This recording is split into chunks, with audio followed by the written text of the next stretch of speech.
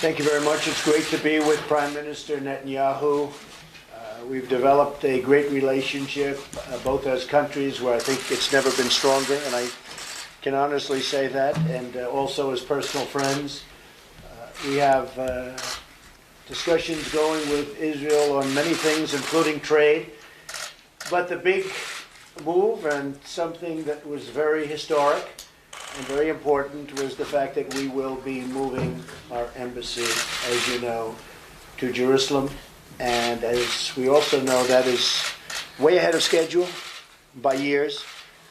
And we anticipate having a small version of it opened sometime next year. So that's a long time ahead of schedule. It's an honor, and it's a great honor to be with you. Thank you very much. Thank you.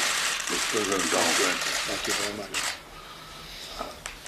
Mr. President, I want to say something, because this is the first meeting you've had since your historic decision to recognize Jerusalem as Israel's capital and to move the embassy, and now to expedite the movement of the embassy to Jerusalem. And I want to say that this is a historic decision that will be forever etched in the hearts of our people for generations to come.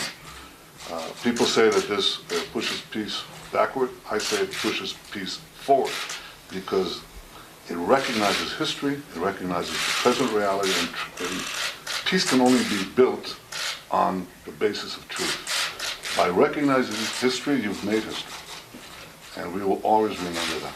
We also support you completely and your stalwart position on the Iran nuclear deal. You said it's a disastrous deal.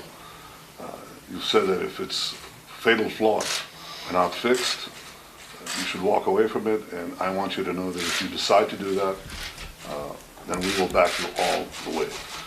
We also appreciate the fact that you confront Iran's aggression with us and with other parties in the region as never before. I've never seen the realistic alliance between the United States, Israel, and your other allies in the region as strong, as unified as it is under your leadership. And the last point is, you stood up for Israel in the UN in a remarkable way, rock solid support. This is a place, it's a house of slander against Israel and against the United States, and by word and deed, you've told them enough is enough. As you finish your first year in office, I want to say that I look forward to continuing our remarkable, tremendous friendship in the years ahead, and I want to express the appreciation of the people of Israel to you. Thank you, Mr. President. Thank you very much, President. Thank you. My honor. I have to say, on the United Nations, we were pretty much out in the wilderness by ourselves, the United States, and we heard every country was going to be against us. And it was very interesting. I said, you know, we give billions and billions of dollars to these countries. It amounts to hundreds of millions and sometimes into the billions for certain countries, and they vote against us. And I made a very simple statement that I'm watching. I'm watching. And we ended up getting 68 votes, either yes or we'll take a neutral position, which was okay too. It was a yes. But, which was essentially a yes, is right. But we ended up getting a lot of votes that we were, I would say virtually we were going to get none. And we give billions of dollars away every year to countries. And in many cases, those countries don't even support us. They don't support the United States. Israel has always supported the United States. So what I did with Jerusalem was my honor. And hopefully we can do something with peace. I would love to see it. You know, if you look back at the various peace proposals, and they are endless, and I spoke to some of the people involved, and I said, did you ever talk about the vast amounts of funds, money, that we give to the Palestinians? We give, you know, hundreds of millions of dollars. And they said, we never talked. Well, we do talk about it. And when they disrespected us a week ago by not allowing our great vice president to see them, and we give them hundreds of millions of dollars in aid and support, tremendous numbers that nobody understands. That money is on the table, and that money is not going to them unless they sit down and negotiate peace. Because I can tell you that Israel does want to make peace, and they're going to have to want to make peace too, or we're going to have nothing to do with it any longer. This was never brought up by other negotiators, but it's brought up by me. So I will say that the hardest subject they had to talk about was Jerusalem. We took Jerusalem off the table, so we don't have to talk about it anymore. They never got past Jerusalem. We took it off the table. We don't have to talk about it anymore. You won 1 point, and you'll give up some points later on the negotiation, if it ever takes place. I don't know that it ever will take place. But they have to respect the process also, and they have to respect the fact that the U.S. has given tremendous support to them over the years in terms of monetary support and other support. So we'll see what happens with the peace process, but respect has to be shown to the U.S., or we're just not going any further. Thank you all very much. Mr.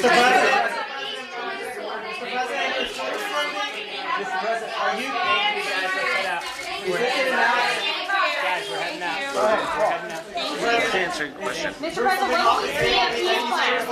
Thank you. Thank you very much, everybody. Thank you. Peace process. Thank you, everyone. Thank you, everyone. Thank you. Speak up, Steve. It's not like Thank you. Any sort of Middle East peace plan, proposal? We're going to see what happens. Yes, we have a proposal for peace. It's a great proposal for the Palestinians. I think it's a very good proposal for Israel. It covers a lot of the things that were over the years discussed and agreed on. But the fact is, and I think you know this better than anybody, there were never any deals that came close because Jerusalem, you could never get past Jerusalem. So when people said, oh, I set it back, I didn't set it back, I helped it. Because by taking it off the table, that was the toughest issue. And Israel will pay for that. Look, Israel, something's going to happen. They'll do something that's going to be a very good thing. But they want to make peace, and I hope the Palestinians want to make peace.